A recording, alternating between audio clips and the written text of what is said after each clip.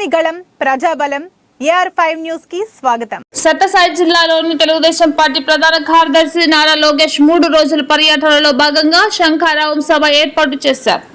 ఈ సభలో భాగంగా నారా లోకేష్ మాట్లాడుతూ వైసీపీ ప్రభుత్వంపై తీవ్ర వ్యాఖ్యలు చేశారు. సందర్భంగా వైసీపీ నాయకులు లోకేష్ వ్యాఖ్యలపై పార్టీ కార్యాలయంలో విలేకరుల సమావేశం నిర్వహించారు. ఈ సందర్భంగా వారు మాట్లాడుతూ తెలుగుదేశం పార్టీ అధికారంలో ఉన్నప్పుడు ఏ యొక్క అభివృద్ధి చేశారని మీరు నిరూపిస్తే మేము చర్చలకు సిద్ధంగా ఉన్నామని అన్నారు. అలాగే మీ ప్రభుత్వం లాగా PLను మార్చడం మా వైసీపీ పార్టీలో లేదని పేర్కొన్నారు. అలాగే కుప్పంలో మా పార్టీ పెద్దలు ఎమ్మెల్యే అభ్యర్థిగా పోటీ చేయనున్నారు. అలాగే హిందూపురం ఎమ్మెల్యే అభ్యర్థిగా దీపికా వేణురెడ్డి బరిలో ఉంటారు. ఈ 2 నియోజకవర్గాల్లో తెలుగుదేశం పార్టీ ఓటం ఖాయమని సవాల్ విసిరారు. అలాగే వైసీపీ పార్టీపై విమర్శలు చేస్తే తెలుగుదేశం పార్టీ నాయకులను తరిమి కొడతామని తెలిపారు. అంతేకాకుండా స్థానికంగా ఉన్న తెలుగుదేశం నాయకులు ఏ ఒక్కరైనా అభివృద్ధి చెందని వారు ప్రశ్నించారు. అదేవిధంగా వైసీపీపై విమర్శలు చేస్తే వైకాపా నాయకులు ఊరుకోమని హెచ్చరించారు. మీ పార్టీ వాళ్ళని అడగండి, మేము ఎక్కడైనా ఇబ్బంది పెట్టామా, ఇంకోటి చేశామా, అక్రమ కేసులు పెట్టామా అనేసి తెలుసుకొని మాట్లాడు లోకేష్ బాబు. మేము చేయాలనుకుంటే 5 నిమిషాల పని. పద్ధతిగా ఉన్నాం, ఇలాగే పద్ధతిగా ఉంటాం.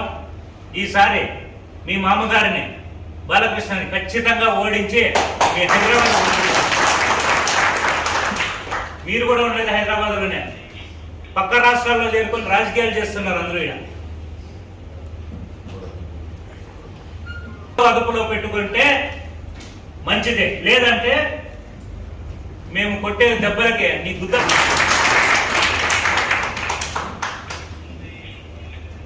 కుప్పంలో మీ నాన్న ఓడిస్తున్నాడు మా పెద్ద ఆయన, అలాగే హిందూపురంలో కూడా ఓడిస్తాడు మీ మామని.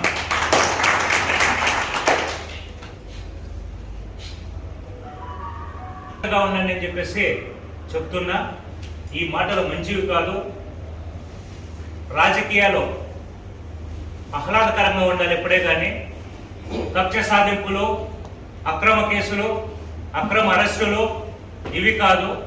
వీలైతే మీ మామకు చెప్పు, హిందూపూర్లో ప్రజలకు మంచి చేయమని. ఏదో వాటర్ లైన్ తెచ్చానని అంటున్నారంట. ఆ వాటర్ లైన్లో 25 కోట్లు మింగాడు మీ మామ. 2000 కోట్లతో డెవలప్ చేశాడా? ఎక్కడ చేశాడు? ఇప్పుడు చెప్పాడు మా అన్న ఎవరెవరు ఏం చేశారు ఏంటి అనేసి. కాంగ్రెస్ గవర్నమెంట్లో ఏమొచ్చినాయి, మా వైఎస్ రాజశేఖర రెడ్డి గారు ఏం చేశారు, మా జగన్మోహన్ రెడ్డి గారు ఏం చేశారని మొత్తం లిస్ట్ ఇచ్చాడు. నీకు తెలియకుంటే చెక్ చేసుకో. ఏదో స్టాన్ఫోర్డ్లో చదువుకున్నాను కదా, చెక్ చేసుకుని ఒకసారి మాట్లాడు. 2000 కోట్లు మీ మామ ఎక్కడి నుంచి పొడిచాడో, ఎక్కడి నుంచి తెచ్చాడో, ఏం చేశాడో.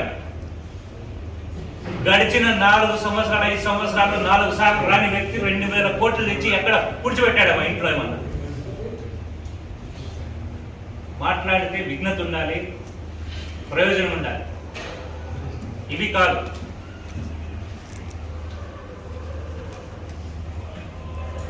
ఏదో 1వ కృష్ణుడు 2వ కృష్ణుడు 3వ కృష్ణుడు అని ఏదో మాట్లాడాడంట మా పార్టీ ఇన్ఛార్జ్. మా పెద్ద ఆయన షేక్ మహమ్మద్ ఇక్బాల్ గారు ఉండేవారు. మా సారు 2 సార్లు ఎమ్మెల్సీ చేశారు. సార్కి గౌరవప్రదంగా చెప్పినారు, ఈసారి క్యాస్ట్ ఈక్వేషన్స్ లో బీసీకి ఇస్తున్నాం హిందూపూరు అని చెప్పేసి మా సార్ని తప్పించి మమ్మల్ని కూర్చోబెట్టడం జరిగింది. ఇక్కడ మీలాగా మీ పిఆర్ మార్చినావు, శేఖర్ వాయ, వీరయ్య వాయ, ఎన్నెవరో తిరుగుతున్న పేర్లు కూడా తెలియవు. బాలాజీ వాయ, శ్రీనివాసరావు వాయ, ఇప్పుడు ఎవరు సురేంద్ర బాబునో సురేంద్ర ఎవరో ఉన్నారు, శ్రీనివాసులు ఎవరో. ఇంతమందిని మార్చినావు. మీరు మార్చారు 1వ కృష్ణుడు 2వ కృష్ణుడు 3వ కృష్ణుడు. ఒక్క వ్యక్తి లోకల్గా ఎవరైనా పెట్టారా మీరు? ఈ విషయంలో ఛాలెంజ్ చేస్తున్నా ఒక్క వ్యక్తిని. ఎందుకు మీ పార్టీలో లీడర్లు లేరా, చదువుకునే వాళ్ళు లేరా? ఏ రోజైనా మీరు ఇక్కడున్న మీ టీడీపీ లీడర్లు కానీ ఎవరినైనా ఎదిరినిచ్చారా? ఎవరినైనా? మీరు మగోళ్ళు అయితే లోకల్గా ఈసారి ఎంపీ టికెట్ ఇవ్వండి మీ టీడీపీలో. ఎట్లా మీరు ఎంపీ ఇవ్వరు కదా, బాలకృష్ణనే కదా మీ క్యాండిడేట్. అట్లీస్ట్ ఎంపీ అయినా లోకల్గా ఇవ్వని ఛాలెంజ్ చేస్తున్నాను నేను. దానికి కూడా యోగ్యత లేదు.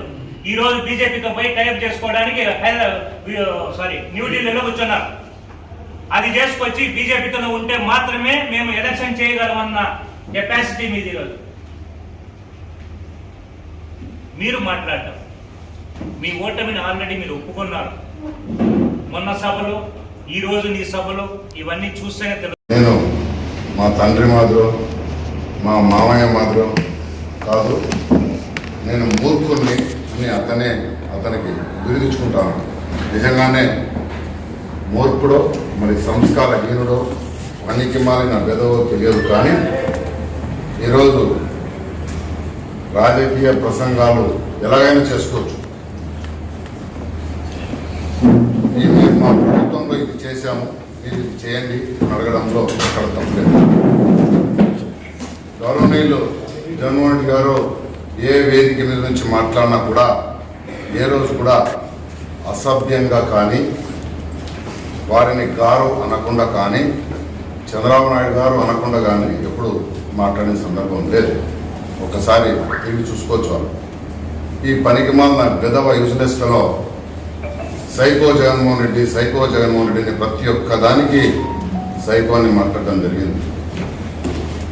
మరి 13 జిల్లాలని 26 జిల్లాలు చేసింది మరి సైకోనే పిల్లల లెక్కలో.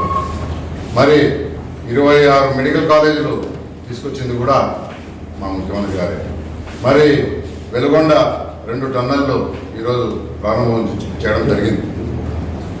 మీరు ఈరోజు వాలంటీర్లు పెట్టి గ్రామ స్వరాజ్యాన్ని భారతదేశ చరిత్రలో ఎవరైనా ఎప్పుడైనా ఇలాగ సచివాలయ వ్యవస్థ భారత రాజ్యంలో ఎవరైనా ఇలా స్వరాజ్యం తీసుకొచ్చారు, అది ఎవరి పేరు అని అడిగితే భారతదేశ చరిత్రలో చిరస్థాయిగా నిలిచిపోయే పేరు జగన్మోహన్ రెడ్డి గారు. ఒక్కసారి గుర్తు తెచ్చుకోవాలా. మీరు మీ తండ్రి గారు ఎప్పుడైనా ఒక్క పథకం మీ పేరు మీద నిలబడిపోయే పథకం ఒక్కటి చేసి ఉంటే మీకు తెలుస్తారు. మీరు చేత కాక, మీరు ఇచ్చిన వాగ్దానాలను నిలబెట్టుకోలేక, మీరు పరిపాలన సజావుగా చేయక మోదీ గారు చెప్పారు ఏటీఎం మీకు పోలవరం చంద్రబాబు నాయుడు ఏటీఎం అని చెప్పడం జరిగింది. ఆయనకి ఏటీఎం అది ఎనీ టైం అని, అది దానికి పోవడం, పెంచుకోవడం, డబ్బులు తీసుకోవడం తప్ప ఏ రోజు చేసింది లేదు.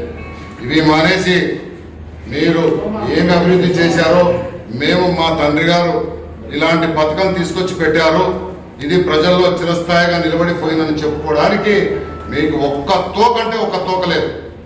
ఈరోజు ఎన్ని చెప్పుకుంటా పోతే ఇన్ని పథకాలు పెట్టి గ్రామ స్వరాజ్యాన్ని తీసుకొని వచ్చి ప్రజలకు ప్రభుత్వానికి మధ్య ఎవ్వరు లేకుండా ఇలాగా జన్మభూమి కమిటీలో దళారులో ఎవ్వరు లేకుండా డైరెక్ట్గా బెనిఫిషియరీ అకౌంట్లోకి డబ్బులు వేసిన ఘనత జగన్మోహన్ రెడ్డి గారి రోజు. అది వదిలేసి సైకో అని చెప్పడం ఒకటి. రెండోది, మా బాలయ్య గారు విపరీతమైన అభివృద్ధి పొడి చేశారు, మా దగ్గర విపరీతంగా ఉంది అని చెప్పుకుంటా ఉన్నారు. ఏదైనా ఒకటి చెప్తే హిందూపురం 40 సంవత్సరాలు హిందూపురం పట్టణంలో మేమందరం గొర్రెల్లాగా మీకు గుర్తుకుంటూ వచ్చాం. మీరు ఈ పట్టణాన్ని ఏం అభివృద్ధి చేశారో ఒక్కసారి చెప్పమని నేను అడుగుతా ఉన్నాను. ఒక్కసారి మా ప్రజలు కూడా ఆలోచించాలా. ఈరోజు చిత్తూరు జిల్లా వాళ్ళ సొంత జిల్లా, చంద్రబాబు నాయుడు గారి సొంత జిల్లా, 14 నియోజకవర్గాలు 13 ఓడిపోయి సిగ్గు లేక ఓడిపోయి గెలుస్తా అని గెలిచిన ముఖ్యమంత్రి మీ నాయన. నా 15 సంవత్సరాలు ముఖ్యమంత్రికి పనిచేసిన వ్యక్తి మీ నాయన. అది చెప్పుకోవడానికి మీకు చంద్రగిరి నియోజకవర్గంలో మీ సామాజిక వర్గానికి చెందిన 50,000 ఓట్లుంటే మీ సామాజిక వర్గం వల్లే ఆడ నీకు చేతగాక వాళ్ళు నేను నమ్మలేక ఆడ నుంచి వలసపోయి చంద్రగిరిలో మా కుప్పంలో ఈరోజు నువ్వు కుప్పం నుంచి అక్కడ బీసీలు తమిళనాడు నుంచి కర్ణాటక నుంచి కొంతమంది ఓట్లు చేర్చి అక్కడ దొంగదారులకు గెలుస్తున్న వ్యక్తి మీ నాయన. అది చూసుకోకుండా నేను మూర్ఖుణ్ణి, నీకు 22 కేసులు ఉన్నాయా 30 కేసులు ఉన్నాయా అని ప్రజల్ని రెచ్చగొట్టి కేసులు పెట్టించుకోమని, ఇంకా మంచిది ఇంకా మీరు కోసుకోండి, మీరు అది పెట్టుకోండి, ఇంకా ఇవన్నీ చెప్పలే. రేపులు చేయండి, లేకపోతే దొంగతనాలు చేయండి, కేసులు పెట్టించుకోండి, ఇవన్నీ కేసులు పెట్టించుకుంటే నేను మీకు పదవులు ఇస్తానని చెప్పలే. మరి అదేనేమో నాకు అర్థం కాలేదు. మీరు కేసులు పెట్టించుకోండి అంటే కేసులు మామూలుగా ఎందుకు పెడతారు? తప్పులు చేస్తే పెడతారు ఎవరికైనా ఎక్కడైనా. మరి నాకు 22 కేసులు ఉన్నాయి, ఏమైనా పీకినవారా? నీకు పీకేదానికి ఏమైనా ఉంటాయి కదా. నువ్వు కొచ్చాగానే ఏం పీకుతారు? మొగోడిని అయితే పీకుతారు. జగన్మోహన్ రెడ్డి గారు మొగోడు, ఈ రాష్ట్రంలో మొగోడు కాబట్టి ఆయన్ని పీకాలనుకున్నారు మీ నాయన, అప్పుడున్న కాంగ్రెస్ ప్రభుత్వం అన్నీ. మరి మీరు కొచ్చారు కాబట్టి మీకేమీ లేవు కాబట్టి ఏం పీకలేదని సందర్భంగా నేను తెలియజేస్తా ఉన్నా. అలాగే హిందూపూర్ అభివృద్ధి గురించి అడుగుతా ఉన్నా. ప్రభుత్వ ఆసుపత్రికి 23 కోట్లు ఎవరు తెచ్చారో ఒకసారి సూటిగా చెప్పాలా. ప్రభుత్వ ఆసుపత్రిని మేము అభివృద్ధి చేశామని అడుగుతా ఉన్నారు. ఎంసీహెచ్ సెంటర్ కోసం ఆనాడు రాజశేఖర్ గారు ప్రభుత్వం ఇచ్చిందా? మీరు ఇచ్చారా? 23 కోట్లు చెప్పాల్సిన అవసరం ఉంది. సిటీ స్కాన్కి 1.2 కోట్లు ఎవరిచ్చారు చెప్పాలా. మరి వెటర్నరీ హాస్పిటల్ కోసం ఆనాటి ప్రభుత్వం 4 కోట్లు ఇచ్చింది, మరి మీరు ఎందుకు కదా చెప్పాలా. మరి కొట్టూరు కట్ట వెడల్పు కోసం 3 కోట్లు ఎవరు ఖర్చు పెట్టారో చెప్పాలా. మరి 40 సంవత్సరాల మీ చరిత్ర ఏంది, మా చరిత్ర ఏంది? పిఏపిఆర్ నుంచి ఆనాడు గౌరవ ముఖ్యమంత్రి మహానుభావుడు మీరు 40 సంవత్సరాల నుంచి ఇక్కడ ఓటమి మాకు చూపిస్తా ఉన్నా కూడా హిందూపూర్ ప్రజలు దాహార్తి తీర్చాలనే ఏకైక ఉద్దేశంతో నీరెక్కడా లేదని చెప్పేసి 650 కోట్లు పెట్టి పిఏబిఆర్ నుంచి నీళ్లు తీసుకుని వచ్చి గౌరవ రఘువీరారెడ్డి గారిని ఆ రోజు పాదయాత్ర ద్వారా నీళ్లు పంపించింది మా గొప్ప నాయకుడు రాజశేఖర రెడ్డి గారు ఆ ప్రభుత్వంలో చేసిందే. మరి మీరు గొల్లపల్లి రిజర్వాయర్ నుంచి మేము నీళ్లు తెచ్చామంటారు. 66 లక్షల రూపాయలు దానికి ఇంట్రెస్ట్ కడతా ఉన్నది. మరి ఎవరు చెప్పాలి? మరి మున్సిపాలిటీ నుంచి 66 లక్షలు ఇంట్రెస్ట్ కడతా ఉన్నాం. మీరు తెచ్చిన నీరు ఆ 120 కోట్లు 130 కోట్లు నీళ్లు తీసుకొస్తే కడతా ఉన్నాం. అంత దూరం నుంచి నీళ్లు రావడంలో కొంచెం ఎక్కడైనా ఇబ్బందులు జరిగిండొచ్చు, పైపులు పగలడమో ఇంకోటి అది 180 కిలోమీటర్లకు కేటీఆర్. అయినా కూడా 10 MLD 10 MLD 8 MLD 7 MLD నీళ్ళు వస్తూ ఉన్నాయి. ఈ 2 నీళ్లు కలిసిన తర్వాతే దార్తి తీరింది. మంచి పనిని ఎవరైనా మంచి పని అంటారు, చెడ్డ పని అందరూ. ఈరోజు బసవతారకమ్మ హాస్పిటల్ పెట్టారు. ఆ రోజు గౌరవ బసవతారకమ్మ గారు క్యాన్సర్తో చనిపోతే దానికి జ్ఞాపకార్థం 2000 సంవత్సరంలో గౌరవ వాజ్పేయి గారు ఓపెన్ చేశారు. కానీ మీ ఒక్కరు అబ్బసొత్తు కాదని ట్రస్టీ మెంబర్లు ఉన్నారు. దాంట్లో జీవీ కృష్ణారెడ్డి గారు ఉన్నారు, చాలా మంది నామనాగేశ్వరరావు గారు ఉన్నారు, చాలా మంది ఉన్నారు. ఇట్లా చెప్పుకుంటూ పోతే దాదాపు 14-15 మంది ట్రస్టీ మెంబర్లు ఉన్నారు. వీళ్ళంతా డోనర్స్ లిస్ట్ ఉంది, ఇంత పెద్ద లిస్ట్ ఉంది. అంతమంది డోనర్స్ ద్వారా నడుస్తున్న హాస్పిటల్ మీ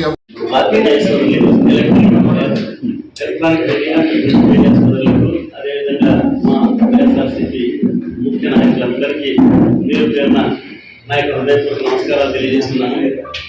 ముఖ్యంగా ఈరోజు